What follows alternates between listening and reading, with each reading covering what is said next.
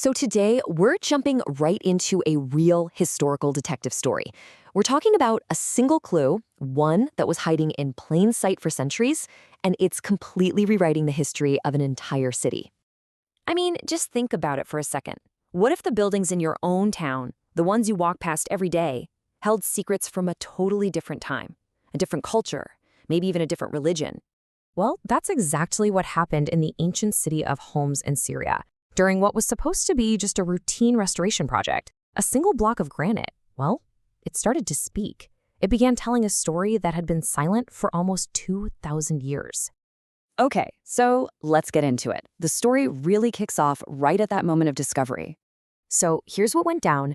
You've got archaeologists inside the Great Mosque of Homs, right? They're doing some restoration work on a column, and suddenly they uncover this huge granite block at its base, just covered in ancient Greek writing.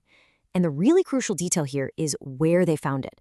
This wasn't just some random rock lying around, it was part of the foundation of this incredibly sacred building. And the message carved into the stone? Yeah, it was not what you'd expect to find in a mosque. The language was described as, heroic and militaristic. It was all about some powerful ruler.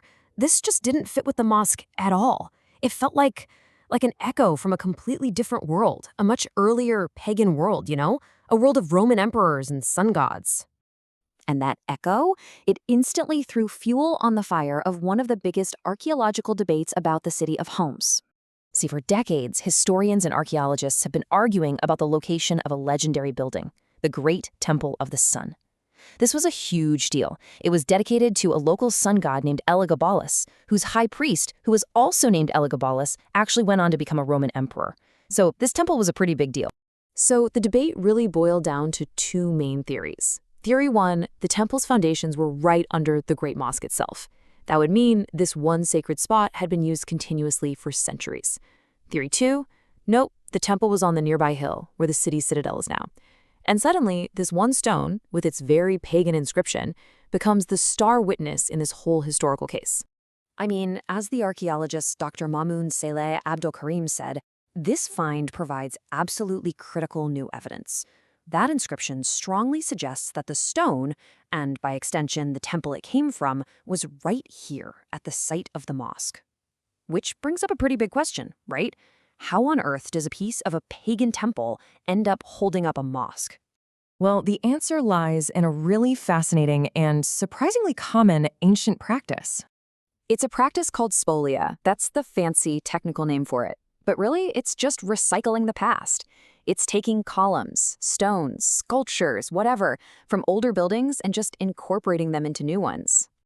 And believe me, this isn't just some obscure historical footnote. It's a whole field of study. Spolia is literally how cities build their future on top of their past. They create these incredible layers of history and meaning baked right into the architecture. So why do this? Well, sure, part of it was practical. It was way easier and cheaper than quarrying brand new material. But the crucial point here is that it wasn't just about saving money. Reusing an ancient, magnificent column was a total power move. It was a way for a new ruler or a new religion to basically say, you see that power that was here before? Yeah, that's our power now. They weren't just taking stones, they were absorbing the holiness of the site itself, literally layering their faith on top of another's.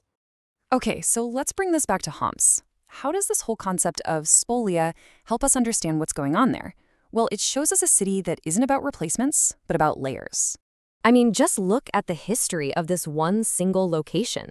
First, it was the pagan Temple of the Sun, dedicated to Elagabalus. Then, around the 4th century, that gets transformed into a Christian church for St. John the Baptist. And finally, in the 12th century, it becomes the Great Mosque that we see today. Each faith built upon the sacredness and, the actual stones of the one that came before it.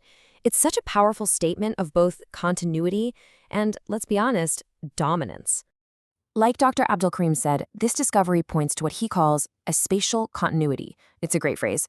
It means this wasn't about erasing the past, not at all. It was about absorbing it, creating this kind of seamless evolution of a sacred space.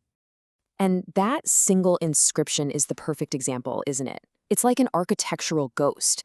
It's the memory of that old Roman sun temple still living inside the walls of the mosque, literally holding it up. It's telling a story of transformation, not destruction. So, what's the big takeaway from this one inscribed stone? What does it all mean? It's this really powerful reminder that history is almost never wiped clean. More often than not, it's just repurposed. The old becomes the foundation for the new, both literally and figuratively. Just wrap your head around that for a second. For roughly 2,000 years, people have come to this one exact spot in Homs to worship. They just did it under different names and different roofs, and each new roof was built with pieces of the last one. That's incredible.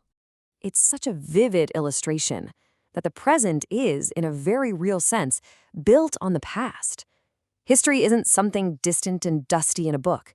It's tangible. It's living in the foundations and the very walls that are holding up our world right now. So that really leaves us with one final question for you.